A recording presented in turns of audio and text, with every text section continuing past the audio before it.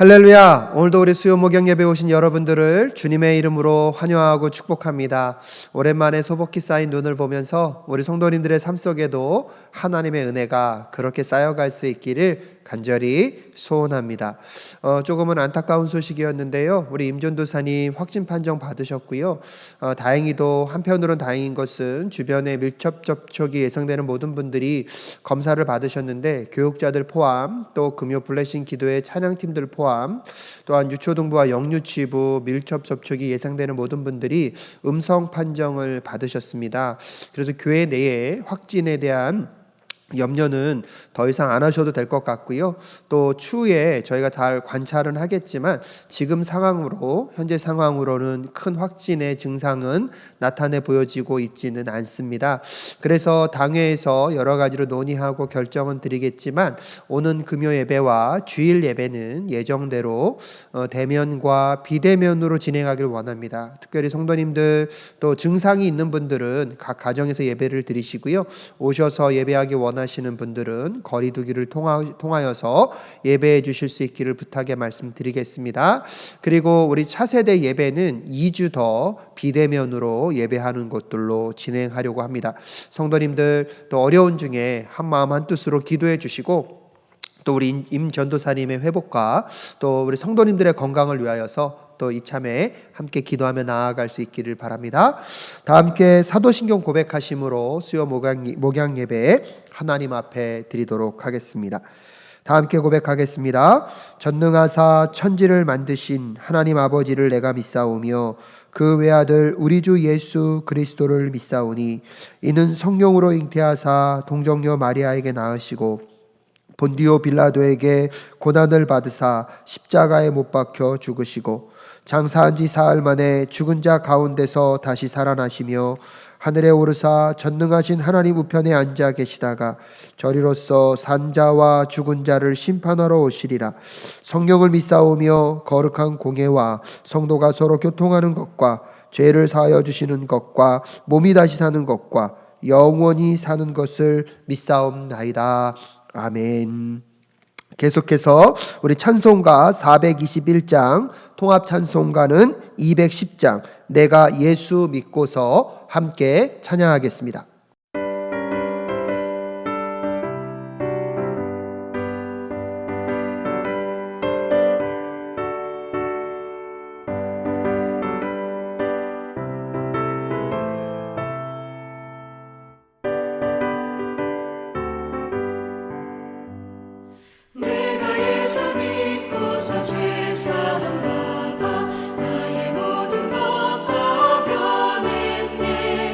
지금 내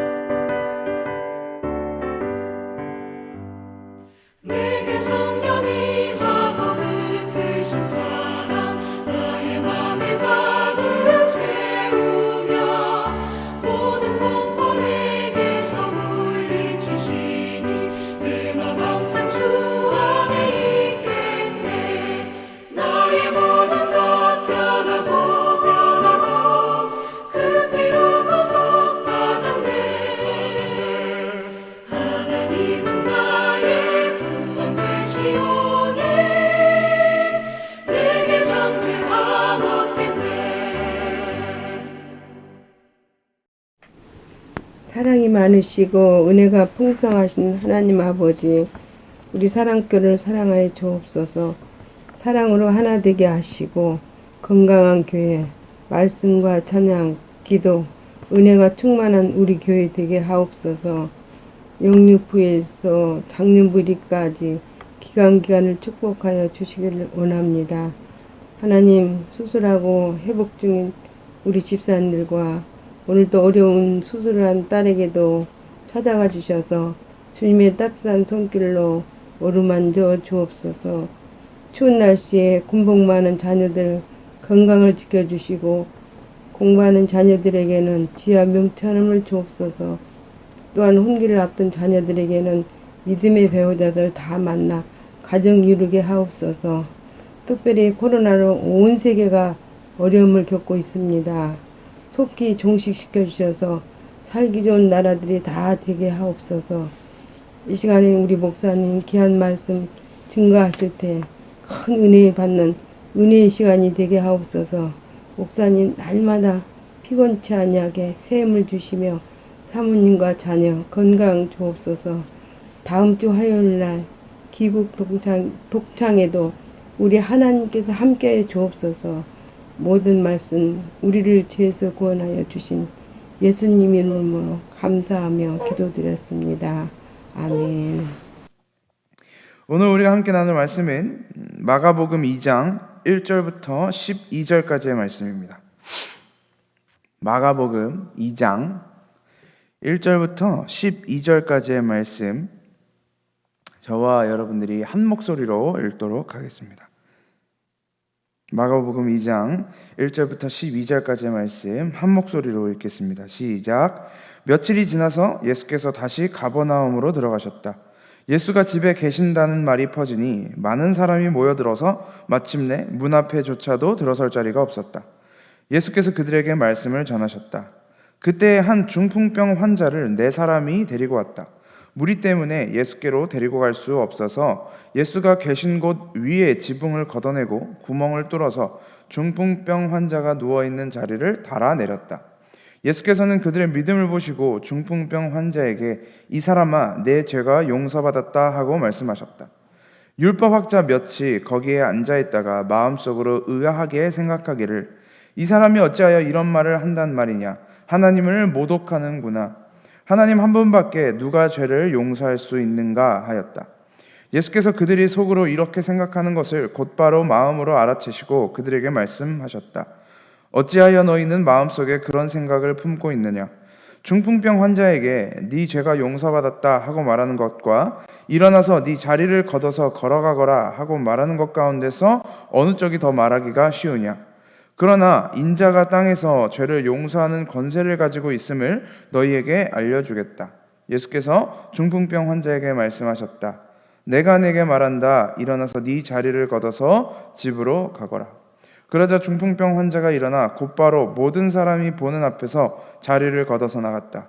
사람들은 모두 크게 놀라서 하나님을 찬양하고 우리는 이런 일을 전혀 본 적이 없다 하고 말하였다. 아멘.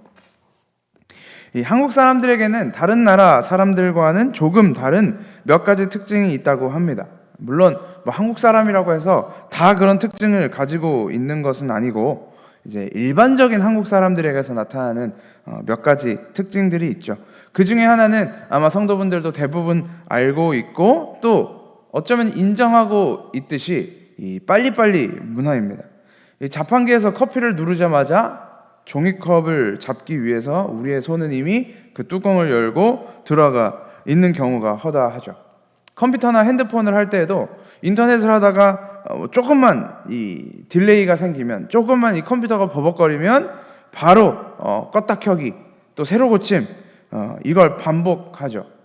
근데 사실 조금 더 객관적으로 생각해 보면 그렇게 껐다 키는 시간이나 기다리는 시간이나 어쩌면 크게 다르지 않다라는 것을 우리는 발견할 수 있죠. 어떤 사람들은 이렇게 빨리빨리 하는 한국 사람들의 특성 때문에 한국이 빠르게 발전한 거다라고 우스갯소리로 이야기하기도 합니다. 어느 정도 뭐 신빙성이 있다고 이야기할 수도 있겠죠. 근데 한국 사람들이 유독 한국 사람들이 가지고 있는 독특한 특징 중에 또 하나가 뭐가 있냐면 설명서를 잘 읽지 않는다고 합니다. 보통 이제 어떤 제품을 구매하게 되면 다 사용 설명서랑 제품 설명서가 들어가 있거든요. 일반적으로는 다 들어가 있습니다. 그래서 그걸 구매해서 무언가를 설치하거나 조립해야 되면 어떻게 조립하십시오, 요거는 요렇게 조립하십시오라는 조립 설명서도 대부분은 다 포함되어 있습니다. 그런데 한국 사람들은 이 종류에 별로 관심이 없다고 해요.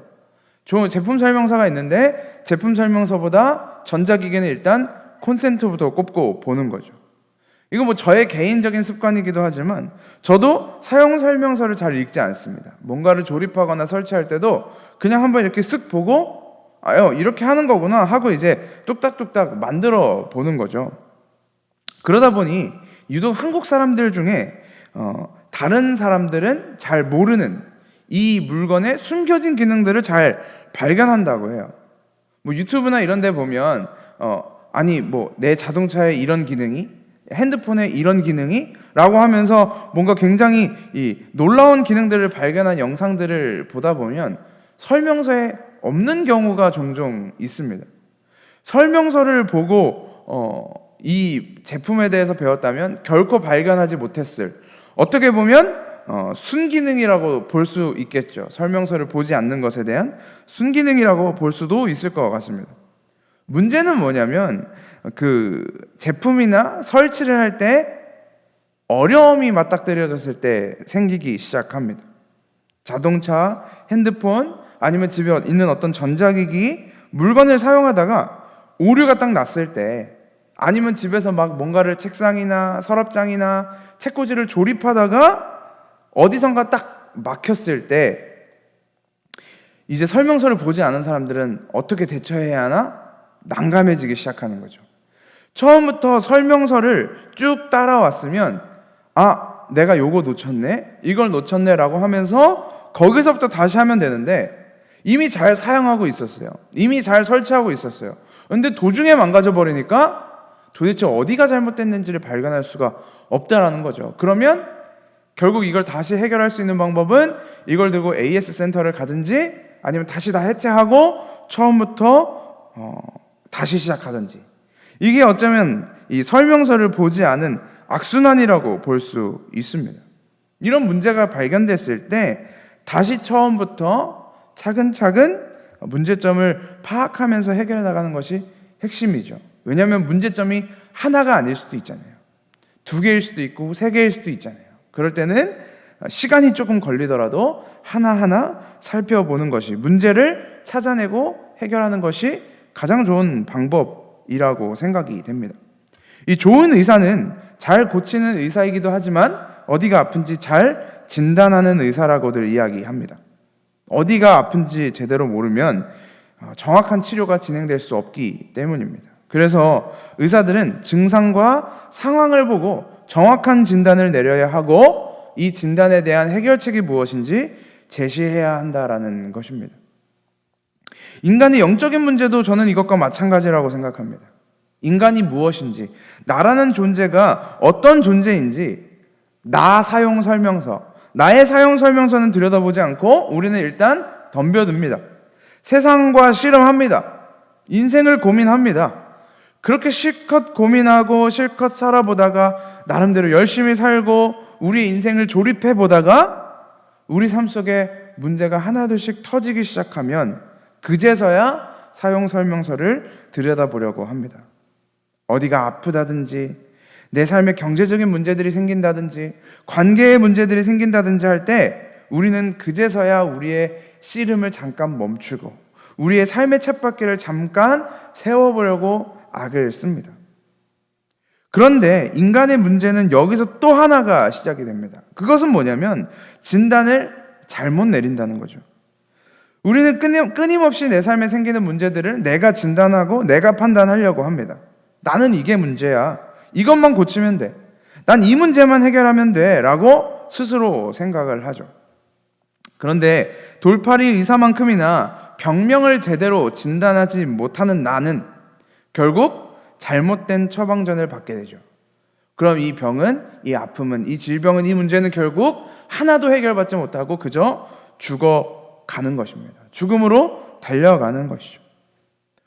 오늘 예수님은 마가복음 2장의 말씀을 통해 우리 인생 속에 내려져야 하는 진짜 병명이 뭐냐를 말씀하고 계십니다. 네 문제는 이거야. 너의 병은 이거야 라고 이야기하시는 거죠. 육체의 아픔을 들고 온 자에게 내려지는 용서와 죄사함이라는 처방, 그것이 우리의 인생이라는 것입니다. 예수님만이 정확한 진단을 내리실 수 있고, 그렇기 때문에 예수님만이 우리에게 제대로 된 처방전을 주실 수 있는 것이죠. 그 이야기가 오늘 마가복음 2장 속에 담겨 있는 것입니다. 오늘 본문에 한 중풍병자가 등장합니다. 그의 인생을 잘 들여다보면 그는 주인공과는 거리가 먼 인간이었습니다. 이 사람이 살고 있는 세계관 속에서도 그는 결코 주인공의 자리를 차지할 수 없었을 것입니다. 남들과는 시작부터 다른 환자의 삶. 누군가가 도와주지 않으면, 누군가가 그에게 손을 내밀지 않으면 아무것도 할 수 없는 환자의 현실. 아무도 주목하지 않았던 그의 인생. 모든 사람들이 그를 보며 안타까워하고 불쌍해하고, 아니 어쩌면 유대인들의 문화 속에서는 저주를 받으며 살았던 인간이 바로 이 중풍병 환자였습니다.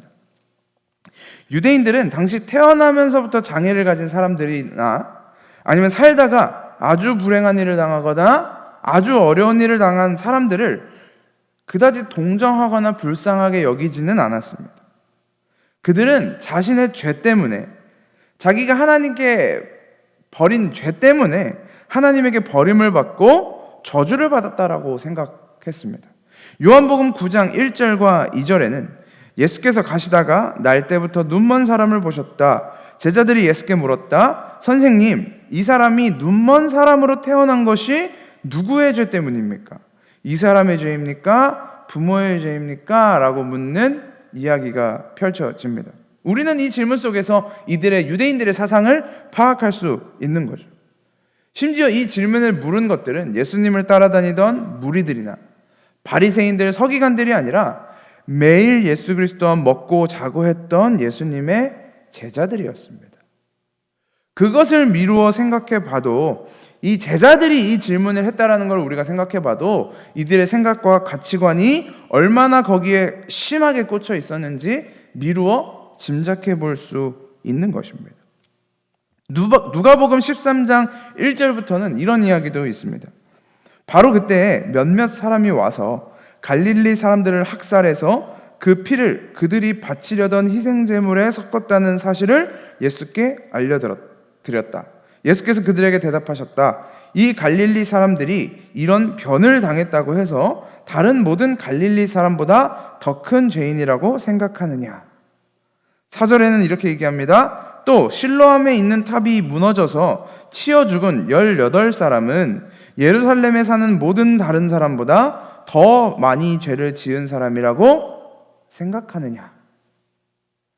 당시 사람들은 이런 치욕스럽고도 안타까운 사건을 바라보면서 다른 모든 갈릴리 사람보다, 다른 모든 예루살렘에 사는 사람보다 더 많은 죄를 지었기 때문에, 그가 하나님 앞에 범죄를 저질렀기 때문에, 죄인이기 때문에 이런 일을 당했다라고 생각했다는 것입니다.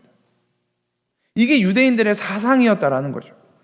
예수님은 이 두 가지 사건을 언급하신 뒤에 그렇게 이야기합니다. 그렇지 않다.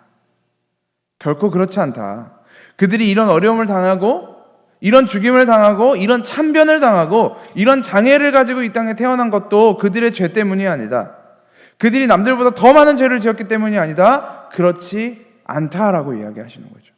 이 유대인들의 사상을, 이 유대인들의 세계관을 예수님은 깨버리실 필요가, 박살내실 필요가 있었던 것입니다. 오늘 등장하는 이 중풍병자를 바라보는 소위 일반인들, 환자가 아닌 자들도 이렇게 생각했을 가능성이 높습니다. 하나님께 저주를 받은 자구나, 벌을 받은 자구나, 죄인이구나 라고 생각했을 것입니다. 그들의 문화와 세계관 속에선 당연한 생각이었을 것입니다. 그런데 그런 사람을 하나님께 저주를 받고 벌을 받은 자를 이 자신의 친구들이 침상에 뉘어놓고 예수님을 만나러 다가온 것입니다. 그런데 예수를 만날 수가 없었죠. 그 이유가 뭐였죠? 사람들이 입구까지 가득 차서 도무지 뚫고 들어갈 수가 없었습니다. 그래서 이 사람들이 무슨 결정을 하냐면, 우리가 지붕을 뚫자, 하늘에서 내려오자, 이제 이런 그림을 그리기 시작한 거죠. 그래서 이들이 이제 막 옥상으로 올라가게 됩니다. 성도분들도 아시겠지만 당시 유대인들의 이 집 구조는 우리나라 옛날 집처럼 이렇게 기울어져 있는 지붕이 아닌 일반적으로 평평한 지붕이었습니다. 그래서 거기서 이제 테라스처럼 이제 거기서 뭐 올라가서 바람도 쐴 수 있고, 초막절 때는 이제 거기 올라가서 이 장막을 짓고 초막을 짓고 한 일주일간 살기도 했었습니다. 이제 그런 구조이기 때문에 당연히 밖에서 올라가는 계단도 있었던 것이죠. 그래서 물론 이 아픈 친구와 침상을 들고 4명이 옥상까지 올라가는 게 쉽지는 않은 일이었겠지만 그렇게 막 불가능한 일을 한 기적과 같은 일은 아니었다라는 거죠. 땀 범벅대면서 겨우겨우 끌고 올라갔을 것입니다.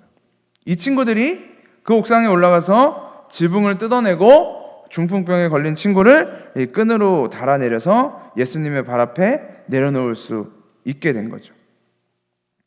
발 디딜 틈도 없이 가득 차 있던 이 군중들 사이로 하늘에서 한 환자가 이렇게 쭉 내려옵니다.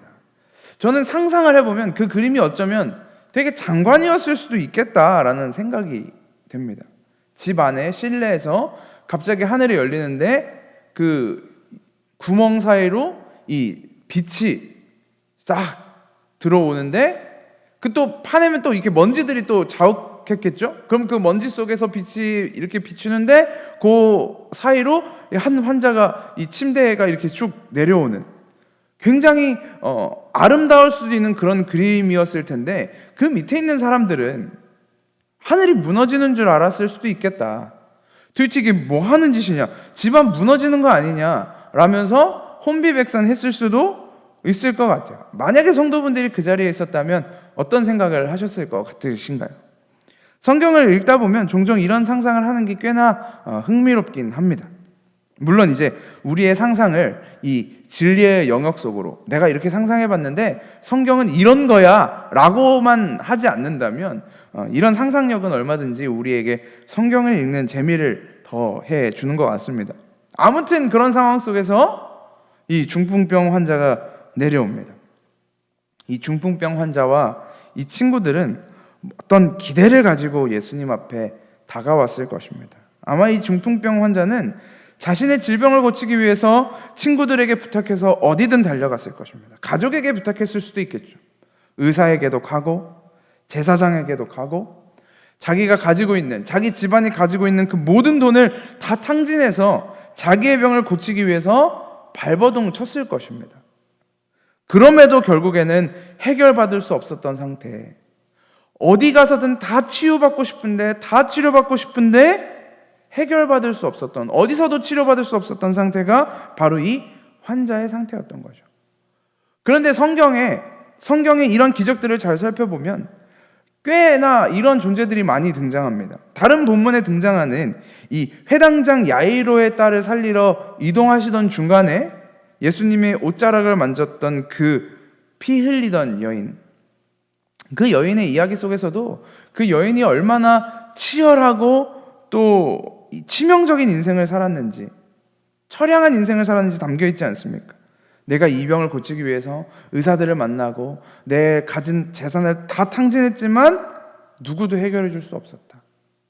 요한복음 5장에 나오는 그 베데스다 연못에 앉아있던 그 38년 된 병자는 그 미신적인 것조차 어떻게 한번 해보려고, 어떻게 한번 살아보려고 그 미신적인 것조차 시도해보고 싶었지만 그것조차도 실패했던 인생들, 절망적인 상태, 가장 절망적인 상태, 그런 마지막의 마지막, 최후의 선택으로 그들은 지푸라기라도 잡는 심정으로 예수께 나왔을 것입니다.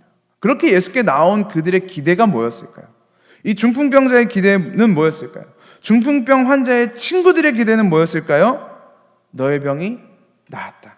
이제 일어나라. 회복되었다. 이 한마디였을 것입니다. 그들은 이 이야기를 듣기를 원하면서 예수님에게 다가갔을 것입니다. 그런데 예수님의 이야기는 그들의 기대와는 조금 달랐습니다. 예수님이 그에게 뱉으신 한마디는 이 사람아, 네 죄가 용서받았다. 우리는 이 시점에서 서두에 이야기했던 예수님의 이야기를 다시 끌어올 필요가 있습니다. 태어나면서부터 눈이 먼 이 사람은 자기 죄 때문이 아니라고 예수님이 분명히 이야기하셨습니다. 갈릴리에서 일어난 학살에 의한 죽음, 실로암에서 망대가 무너져 죽은 사건도 분명히 그들의 죄가 더 많아서 그런 것이 아니라고 이야기하셨습니다. 그런데 왜 이 아픈 사람을 보자마자 너의 죄가 사하여졌다라고 말씀하시는 것일까요? 그럼 이 중풍병자는 정말 자기 죄 때문에 중풍병에 걸린 것이고, 중풍병이 안 걸린 사람들은 이 사람보다 죄가 덜해서 안 걸린 것일까? 우리에게 궁금증을 던지게 한다는 것이죠. 그럼 이 사람이 아픈 것은 죄 때문인가? 그저 육신의 연약함 때문인 걸까? 성도분들은 어떻게 생각하시나요? 이 사람의 중풍병은 죄 때문일까요? 아니면 그냥 연약함 때문일까요? 이 환자의 병명이 중풍병입니다. 중풍병. 중풍병은 몸이 마비가 되어서 움직일 수 없는, 옴짝달싹 할 수 없는 상태에 놓인 사람입니다. 내가 팔을 움직이고 싶어도 움직일 수 없고, 내가 원하는 곳으로 걸어가고 싶어도 걸어갈 수 없는, 내가 누군가를 만나고 싶어도 내 의지대로는 아무것도 할 수 없는 병이 바로 중풍병입니다. 그렇기 때문에 이 사람은 예수 그리스도에게조차도 자신의 힘으로는 나올 수 없었고, 누군가의 도움을 받아서, 누군가의 힘을 빌려서 나올 수밖에 없었던 철저히 의존적인 존재였던 것입니다. 성경에 등장하는 수많은 질병들과 그것을 고쳐내시는 예수의 이야기는, 예수님이 마가복음 2장에서 중풍병을 고쳤으니까 우리 인생에 누가 중풍병 걸린 사람이 있으면 우리 기도하자. 기도하면 예수님이 고쳐주실 수 있을 거야. 예수님이 귀신 들린 자를 고치셨으니까 우리의 이런 마음의 연약함, 정신적 연약함, 우울감, 패배감, 이런 것들도 예수님한테 기도하면 고쳐주실 거야. 귀머거리, 안진뱅이를 고치셨으니, 눈먼 자를 고치셨으니까 예수님이 우리가 이걸 기도하면 이걸 해주실 수 있을 거야 라는 예수님의 치유의 한계를 선언하신 것이 아니에요. 내가 이만큼 했으니 너네한테도 이만큼은 해줄 수 있다. 나 이만큼이나 할 수 있어? 나 이 정도는 할 수 있어? 라는 자신의 능력의 범위를 정해주신 것이 전혀 아니라는 것입니다.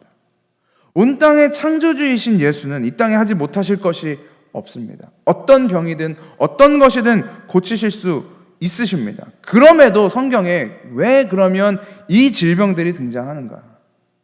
많고 많은 질병 중에 왜 중풍병자가 등장하며 소경과 귀머거리와 문둥병이 등장하며 그런 아픈 일들이, 왜 그들의 질병들이 그 안에서 소개되어지고 있냐라는 것이죠. 바로 이 질병들은 이 환자를 바라보는, 이 자가 가진 그 질병을 바라보는 너의 모습이, 이 이야기를 읽는 너의 그 모습이 이 환자와 다를 바가 없다는 것을 이야기하는 것입니다. 눈이 있지만 들여다보지 못하는 소경, 귀는 있지만 아무것도 듣지 못하는 귀머거리, 팔다리가 있고 육신이 있지만 내 마음대로 움직일 수 없는, 움직이지 못하게 만드는 이 질병, 이 질병의 이야기가 고스란히 우리의 육신과 영혼에 담겨 있다는 것입니다. 우리에게 눈이 있어도 예수를 제대로 발견하지 못합니다.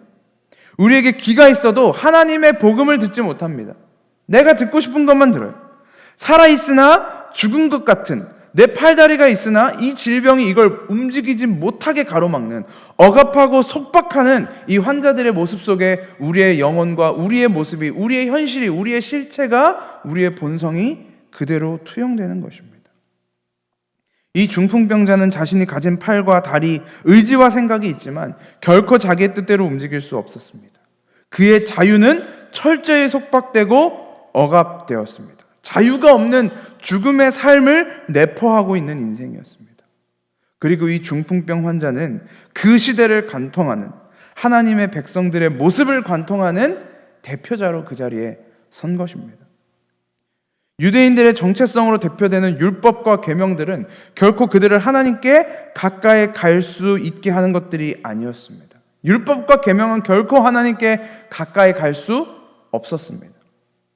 그들은 그것을 지킴으로, 그것을 자신들 스스로 완성해서, 율법과 계명을 스스로 완성해서 하나님에게 당당히 갈 수 있는 자들로 스스로 세워지고 싶었지만, 그래서 자신들의 팔과 다리를 마음껏 움직이면서 내가 이렇게 하나님을 찬양해야지, 내가 이렇게 하나님을 섬겨야지, 내가 하나님께 이렇게 봉사해야지 라고 그렇게 발버둥치며 살고 싶었지만, 이 율법과 계명은 결국엔 나를 올가매어 아무것도 하지 못하게 만드는, 결국 하나님 앞에 가지 못하게 만드는 그 율법과 계명은 우리를 오히려 스올의 끝자락으로, 그리고 저주의 가장 앞자리로 끌어당기는 것이었습니다. 그게 바로 율법과 계명이었습니다. 성경은 이야기합니다. 세상에 의인은 없나니 하나도 없도다. 그들 가운데서 내가 선한 것을 단 하나도 발견할 수 없도다. 그들이 예물과 제물과 11조와 향채는 가지고 왔지만 그들에게서 율법에 더 중요한 하나님을 향한 믿음과 하나님을 향한 사랑은 발견할 수 없었다. 이들이 내어놓은 것, 그들은 자신들이 내어놓은 자신들의 삶이, 자기들의 행함이 사람들에게 외부로 드러나는 자신들의 모습이 믿음인 줄 알았습니다. 그게 신앙인 줄 알았습니다. 그게 정말 하나님을 사랑하는 모습인 줄 알았습니다. 사람들 앞에서 내 옆 사람보다 내가 조금 더 믿음을 가지고 더 잘 살고, 내 옆 사람보다 예배를 더 많이 하고, 내 옆 사람보다 말씀을 더 많이 읽고, 내 옆 사람보다 기도를 더 많이 하고, 사마리아인보다 구제와 봉사와 제사를 더 열심히 잘 드렸기 때문에 난 건강하고 난 하나님이 사랑하는 그리스도인이야. 난 잘하고 있는 거야. 내가 하고 있는 거야. 난 건강한 사람이야 라고 생각했습니다. 그런데 그들이 그렇게 내놓은 하나님을 향한 열심이 결국에는 그들을 죽음으로 몰아갔다는 것입니다. 스스로를 억압하고 속박하는 행함이었다는 것입니다. 열심히 율법을 지키고 계명을 따르며 하나님을 예배하고 제단 위에 제물을 바치는 행위로서의 팔과 다리, 입술과 생각은 있었지만 그들의 몸은 마치 마비된 것처럼, 중풍병자처럼 누군가가 그를 옮겨주지 않으면 예수에게로 갈 수 없는 상태, 누군가의 도움이 없이는 자기를 살릴 수 있는 유일한 예수에게조차 움직일 수 없는, 다가갈 수 없는 죽은 인생이었다는 것입니다. 그것으로는 하나님 앞에 갈 수 없습니다. 그것으로는 예수에게 갈 수 없습니다. 그 모습이 바로 중풍병자에게 담겨있는 이스라엘 백성들의 현실이었고, 그리고 오늘을 살아가고 있는 우리의 현실이기도 합니다. 운동을 하러 호수공원 아니면 여기 개천 아니면 헬스장 이런 데 가보시면 그 운동하는 사람들이 많습니다. 팔다리가 잘 움직인다고, 운동장에 가서 달리기를 잘하고, 헬스장에 가서 열심히 이 무거운 철을 들고 운동한다고 해서 이 겉으로 드러나는 그의 모습이 건강해 보인다고 해도 그 중에는 깊은 병에 걸려서 건강을 조금이라도 회복하고 싶어서 운동하는 사람들도 있고, 아니면 그 중에는 자기가 진짜 죽을 병에 걸린 줄도 모르고 진짜 아픈 줄도 모르고 나는 건강할 거야 라고 생각하면서 살아가는, 그렇게 운동하는 사람들도 있습니다. 우리는 운동하는 그들의 모습을, 겉모습을 보면서 저 사람 되게 건강한 사람이구나, 저 사람 되게 튼튼한 사람이구나 라고 생각하겠지만 그의 인생을 아는 사람, 그의 실체를 아는 사람, 그에게 정확한 진단을 내릴 수 있는 의사나 가까운 사람들은 저 사람은 병든 사람이구나, 치유가 필요하고 회복이 필요한 사람이다 라고 말할 수 있는 것입니다. 그게 정확한 진단을 아는 사람들의 평가입니다. 겉으로는 그것을 평가할 수 없습니다. 그래서 예수 그리스도는 우리에게 그렇게 평가하시는 것입니다. 이 사람아, 네 죄가 용서받았다. 그게 예수 그리스도의 평가였습니다. 그 예수 그리스도가 우리에게 다가오셔서, 중풍병자 같은 우리에게 다가오셔서 하시는 이야기가 바로 그 이야기입니다. 이 사람아, 네 죄가 용서받았다. 그 한마디가 우리를 살게 하는 것입니다. 그렇기 때문에 우리의 인생을 억압하는 것은 우리의 삶의 문제도, 육신의 질병도, 가난함도, 관계의 문제도 아닙니다. 우리의 인생을 가로막고 있는 것이 그런 것이어서는 안 됩니다. 우리의 삶을 속박하는 것이 내 안에 던져진 부담감이나 의무, 책임감이어서도 안 됩니다. 내가 이 정도면 이렇게는 해야지. 그게 우리를 억압하는 인생이어서도 안 됩니다. 그것으로 우리를 속박할 수가 없습니다. 우리를 속박할 수 있는 유일한 것은 그리스도의 십자가의 죽음이며 예수의 사랑입니다. 그것으로 속박되어 있으면 우리는 자유한 것입니다. 우리는 그렇게 그리스도의 자녀로 살아갈 수 있는 것입니다. 그 예수가 우리를 죄의 속박으로부터 구원하셨고 그렇게 우리를 영원한 죽음으로부터 살려내셨습니다. 우리 그 예수를 바라보면서 주를 기뻐하고 찬양하게 만드셨고 그 예수만을 꿈꾸면서 살아가게 만들어내셨습니다. 그 예수가 여러분의 눈앞에 분명하게 보이고 있는데 그 예수의 사랑이 여러분의 인생 속에서 확실하게 펼쳐지고 있는데 질병이 왜 내 문제가 됩니까? 내 가난함이 왜 문제가 됩니까? 내 관계가 왜 문제가 됩니까? 내 삶에 펼쳐진 숱한 환경과 어려움들이 왜 문제가 됩니까? 그 문제 속에서 하나님의 사랑을 발견한다면 우리는 더 이상 이 문제 좀 해결해 달라고 하나님한테 가지고 갈 필요가 없는 것입니다. 그 문제 속에서도 살아계시는, 그 어려움 속에서도 여전히 나를 사랑하셔서 나를 그 자리로 끌고 가시는 그 예수 그리스도의 십자가를 발견한다면 그것은 우리에게 더 이상 해결해야 할 문제가 아닌 것입니다.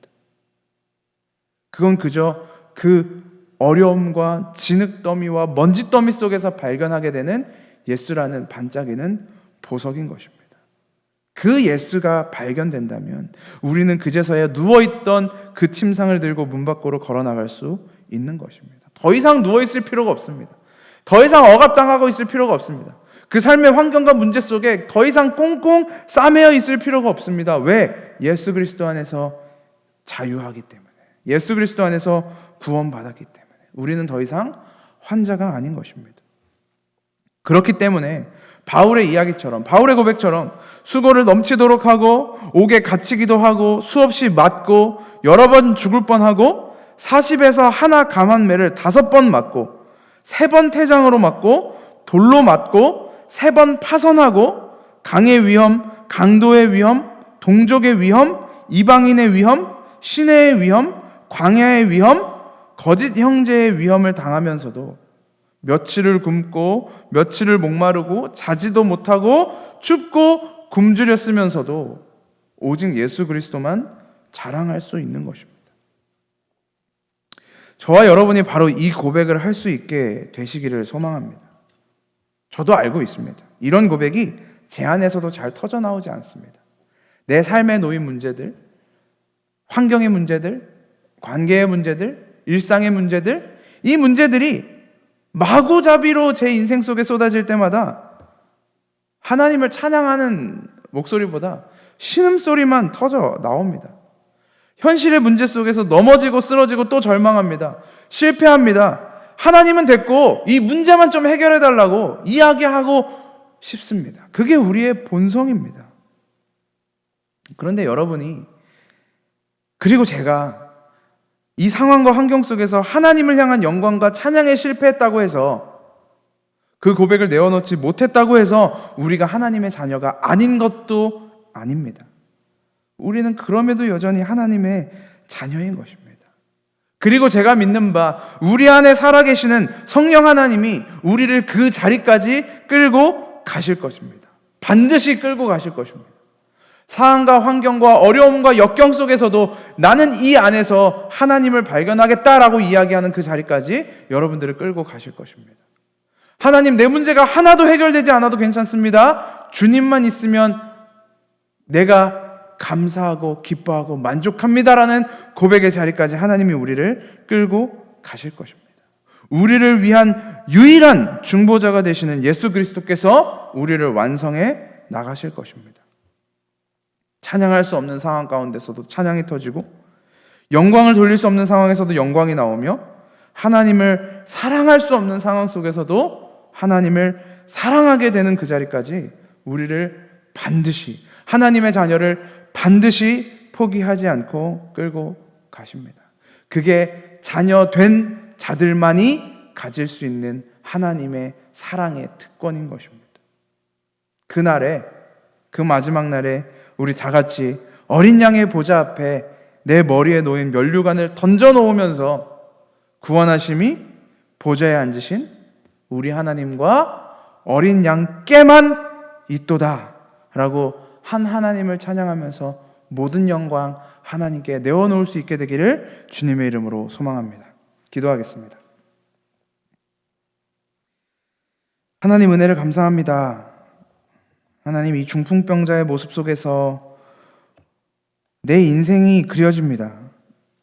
내가 하나님을 믿고 그리스도인이 되고 자유롭다고 하면서도 여전히 숱한 삶의 문제들, 내 안의 부담감들, 내 안의 책임감들 때문에 여전히 중풍병자처럼 억압되어 있고 속박되어 있고 괴로워하는 우리의 인생입니다. 하나님, 우리 가운데 찾아오셔서 그 그리스도를 우리 가운데 다시금, 그 십자가를 우리의 심령 가운데 다시금 세워주셔서 예수가 우리에게 주시는 그 자유함의 은혜, 그 구원의 은혜, 그 기쁨의 회복이 반드시 일어날 수 있도록, 하나님의 약속을 따라 나에게 보내신 자는 내가 하나도 잃어버리지 않고 마지막 날에 다시 살리겠다고 약속하신 그 예수 그리스도의 약속을 따라 하나님의 나라에서, 그리고 이 자리에서, 오늘 이 자리에서 하나님을 찬양하는 주님의 자녀들 될 수 있도록 인도하여 주옵소서. 살아계신 예수 그리스도의 이름으로 기도합니다. 아멘. 우리 시간 함께 찬송가 222장, 통합 찬송가는 524장입니다. 우리 다시 만날 때까지 함께 찬양하겠습니다.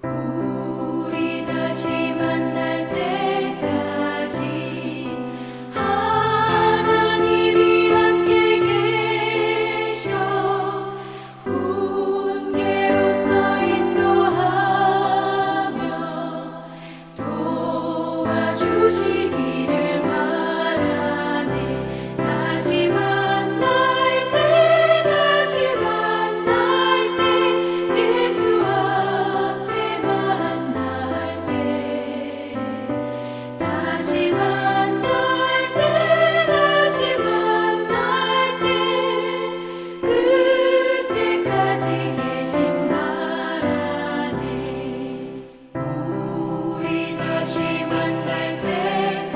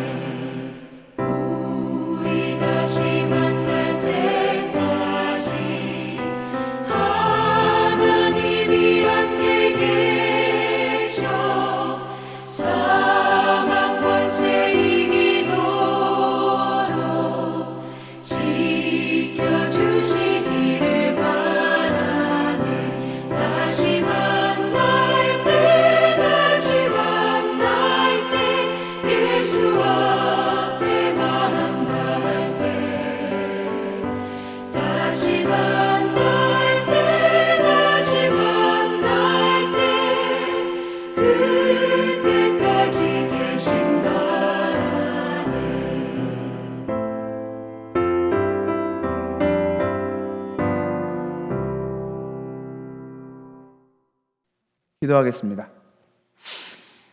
하나님 은혜를 감사합니다. 하나님, 주님께서 우리를 하나님의 자녀로 부르셨습니다.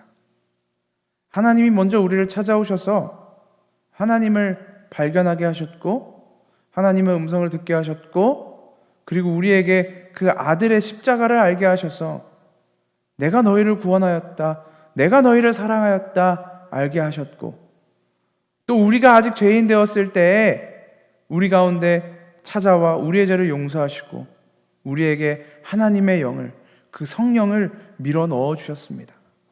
하나님 아버지, 이 어느 것 하나 은혜가 아닌 것이 없습니다.